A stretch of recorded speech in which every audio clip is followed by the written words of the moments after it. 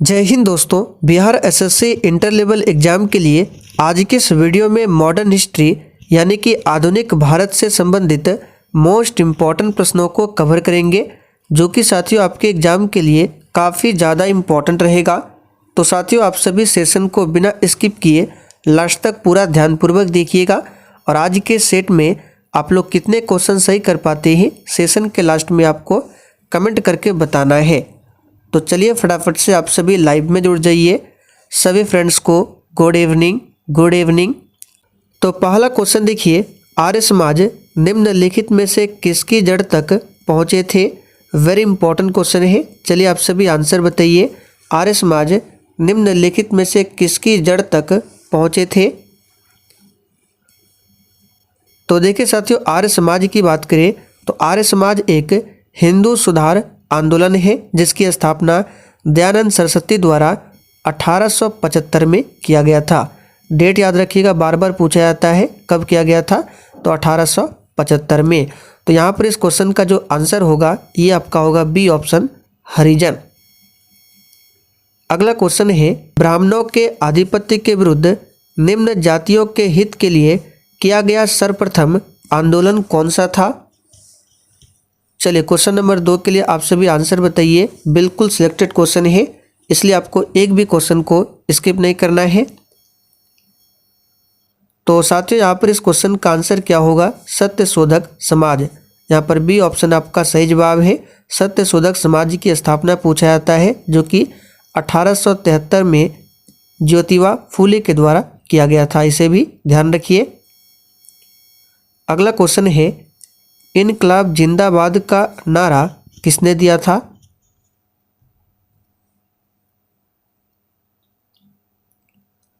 तो साथियों इनकलाब जिंदाबाद का नारा जो है ये एक उर्दू नारा है जिसका अर्थ होता है क्रांति की जय हो। और इस नारा को दिया था किसने, तो ऑप्शन के अकॉर्डिंग चलना है। यहाँ पर आंसर हो जाएगा भगत सिंह ने।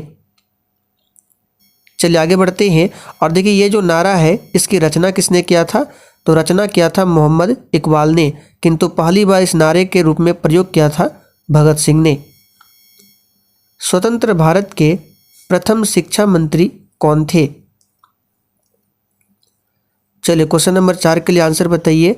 स्वतंत्र भारत के प्रथम शिक्षा मंत्री कौन थे। सही आंसर है अबुल कलाम आज़ाद। यहाँ पर बी ऑप्शन आपका सही जवाब है, अबुल कलाम आज़ाद। दादा भाई नौरोजी, ध्यान रखना है, बार बार पूछा जाता है। इन्हें भारत का वृद्ध पुरुष कहा जाता है और इन्होंने ही सर्वप्रथम भारत में राष्ट्रीय आय का अनुमान लगाया था। व्यापार के लिए भारत आने वाला प्रथम यूरोपीय कौन था।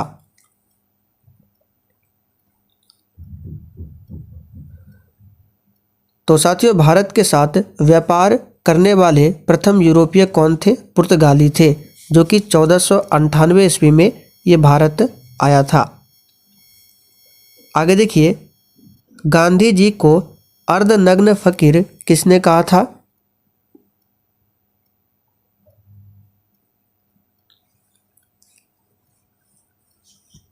तो साथियों गांधी जी को अर्धनग्न फकीर किसने कहा था, तो यहाँ पर इसका आंसर क्या हो जाएगा, तो याद रखिएगा विंस्टन चर्चिल ने कहा था। सी ऑप्शन इसका सही है, विंस्टन चर्चिल ने।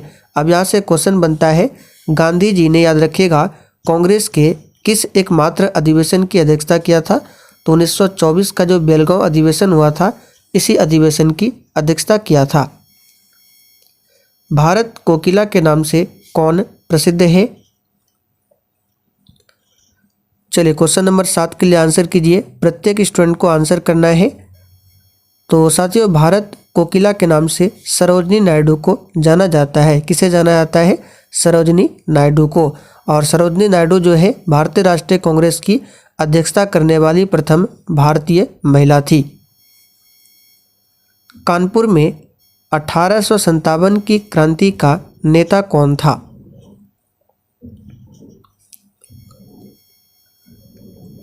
तो कानपुर में पूछा जा रहा है, इसका सही जवाब है नाना साहिब। कौन था, नाना साहिब।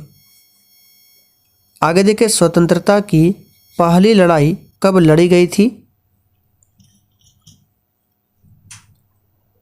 तो तो साथियों स्वतंत्रता की पहली लड़ाई जो है 1857 में लड़ी गई थी। कहाँ से स्टार्ट हुआ था? तो उत्तर प्रदेश के मेरठ से। अगर तिथि पूछे तो 10 मई से, ध्यान रखिएगा 10 मई से। भारत के साथ व्यापार करने वाले प्रथम यूरोपीय कौन थे? चलिए इस क्वेश्चन को अभी हमने कवर किया था, ये रिपीट हो गया है। इसका आंसर क्या हो जाएगा? पुर्तगाली। यहाँ पर डी ऑप्शन सही है। अगर आपसे पूछे पुर्तगालियों ने अपना जो पहला कारखाना है कहाँ पर लगाया था, तो इसे याद रखिएगा कोचीन में। कहाँ पर? कोचीन में। कब लगाया था? तो 1503 में। और आपको क्रम को ध्यान रखना है, पुर्तगाली के बाद कौन आए थे? तो डच आए थे। डच के बाद कौन आए थे? तो अंग्रेज आए थे। भारत का प्रथम वायसराय कौन था? चलिए क्वेश्चन नंबर 11 के लिए आंसर कीजिए। देखिए ये सभी छोटे छोटे क्वेश्चन हैं, लेकिन एग्जाम में पूछा जाता है, इसलिए आपको पता होना बहुत ही आवश्यक है। तो भारत का प्रथम वायसराय आप सभी जानते हैं कौन थे? तो लॉर्ड कैनिंग। यहाँ पर पहला ऑप्शन सही है। और इसी के समय में 1857 की क्रांति होती है। 1857 के विद्रोह के समय ब्रिटिश प्रधानमंत्री कौन थे?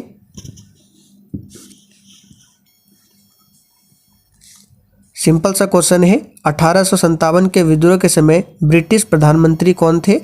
तो यहाँ पर इसका आंसर क्या हो जाएगा? याद रखिएगा पाल्मस्टर्न। कौन थे? पाल्मस्टर्न ब्रिटिश प्रधानमंत्री। यहाँ पर बी ऑप्शन आपका सही जवाब है। नेहरू राष्ट्रभक्त है जबकि यहाँ पे जिन्ना होगा, जबकि जिन्ना राजनीतिज्ञ है, यह कथन किसका था? सिंपल सा क्वेश्चन है, याद कर लीजिए। यह कथन मौलाना आजाद का था। महात्मा गांधी के राम राज्य के युगल सिद्धांत कौन से थे?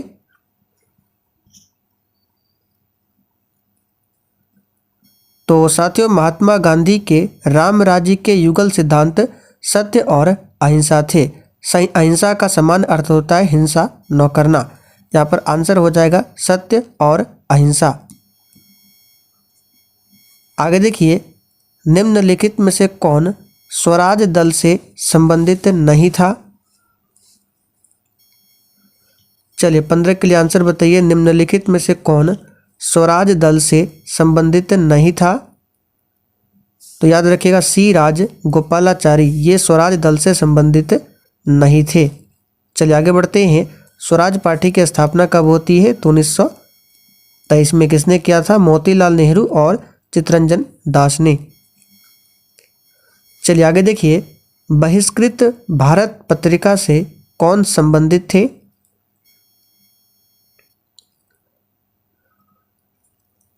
सही जवाब है doctor Bhimrao Ambedkar. Hindustan socialist Republican association की स्थापना किसने किया था?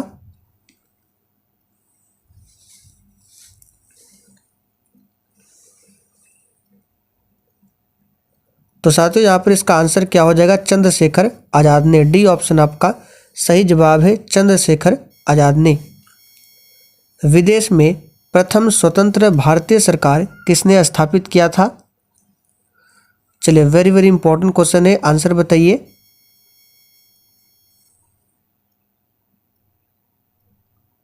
तो यहाँ पर इसका आंसर क्या हो जाएगा? राजा महेंद्र लाल सिंह ने। यहाँ पर डी ऑप्शन सही है, राजा महेंद्र लाल सिंह ने। भारतीय राष्ट्रीय कांग्रेस का लाहौर अधिवेशन कब हुआ था?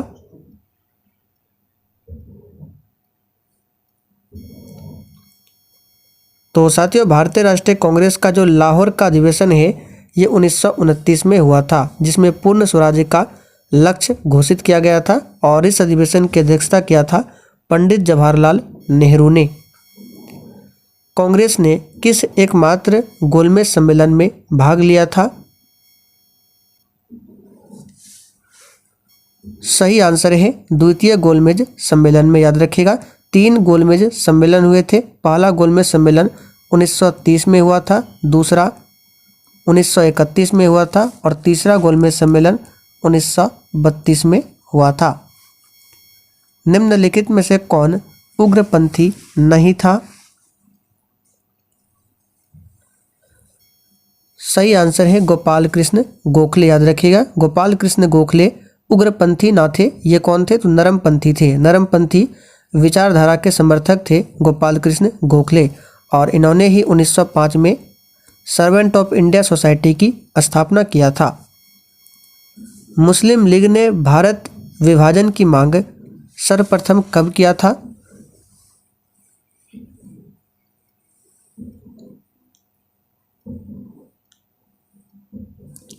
सही आंसर है 1940 में।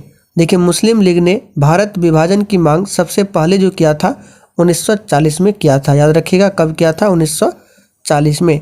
1906 डेट आपको याद रखना है, पूछा जाता है 1906 में क्या हुआ था? तो ढाका में, बांग्लादेश के ढाका में मुस्लिम लीग की स्थापना होती है। आज़ाद हिंद फौज की स्थापना किसने किया था? इस क्वेश्चन का आंसर आपको करना है, बहुत ही सिंपल सा क्वेश्चन है। चलिए इस क्वेश्चन को स्किप कर रहे हैं। कुंवर सिंह 1857 में विद्रोह के एक प्रमुख नायक थे। वह निम्नलिखित में से किससे संबंधित थे? तो सिंपल सा क्वेश्चन है, बिहार से संबंधित थे। निम्न में से कौन सा एक क्षेत्र 1857 के विद्रोह से प्रभावित नहीं था? तो कौन सा एक क्षेत्र है जो 1857 के विद्रोह से प्रभावित नहीं था?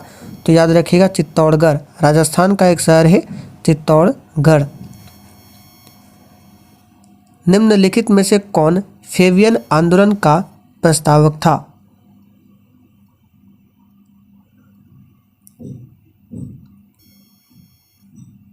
तो कौन फेबियन आंदोलन का प्रस्तावक था? यहाँ पर इसका आंसर क्या होगा? Annie Besant. पहला ऑप्शन आपका सही जवाब है, एनी बेसेंट। प्रथम विश्व युद्ध के दौरान सक्रिय होने वाले गदर क्रांतिकारियों का आधार स्थल कहाँ पर था? सही आंसर है उत्तरी अमेरिका। ध्यान रखना है, याद रखिएगा, इंपॉर्टेंट क्वेश्चन है, उत्तरी अमेरिका।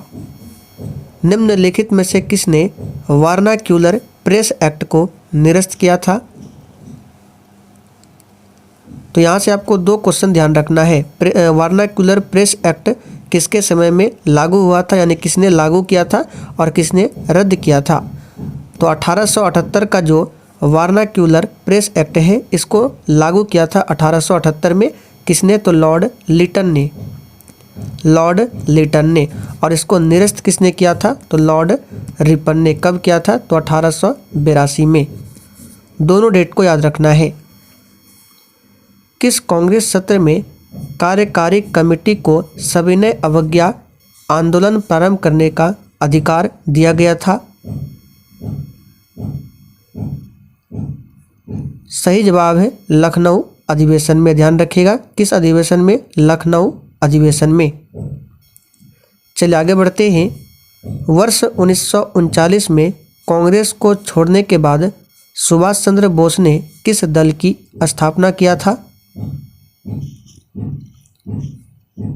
तो प्यारे साथियों, 1939 में कांग्रेस छोड़ने के बाद नेताजी सुभाष चंद्र बोस द्वारा फॉरवर्ड ब्लॉक की स्थापना किया गया था।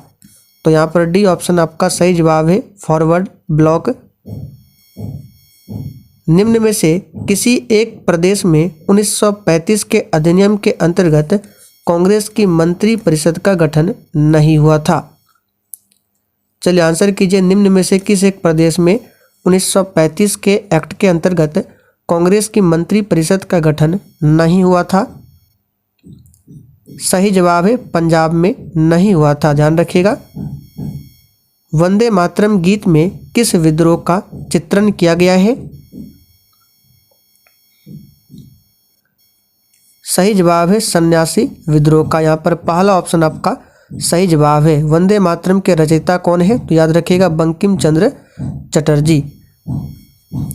तो चलिए साथियों, आज के लिए इतना ही। अब आप लोग कमेंट करके बताइए आपने आज के इस 32 क्वेश्चन में कितने क्वेश्चन के सही सही आंसर किए हैं।